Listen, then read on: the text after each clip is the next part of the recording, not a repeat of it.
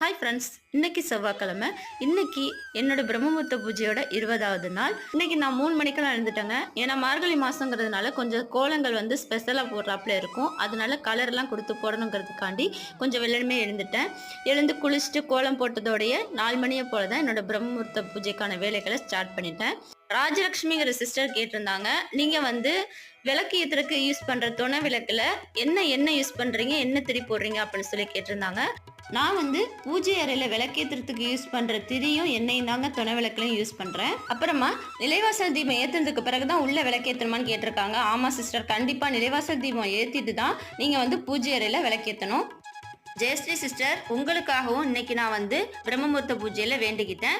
நீங்க வந்து 6 சஷ்டி கிழமைகள்ல விரதம் இருந்து திருச்செந்தூர் போயிட்டு வாங்க, கண்டிப்பா உங்களுக்கு குழந்தை வரம் கிடைக்கும். இன்னைக்கு என்னோட பிரம்மமுகூர்த்த பூஜை 4 மணிக்கெல்லாம் முடிஞ்சிருச்சுங்க. இந்த வீடியோ உங்களுக்கு பிடிச்சிருந்தா லைக் பண்ணுங்க, நம்ம சேனலை மறக்காம சப்ஸ்கிரைப் பண்ணி சப்போர்ட் பண்ணுங்க.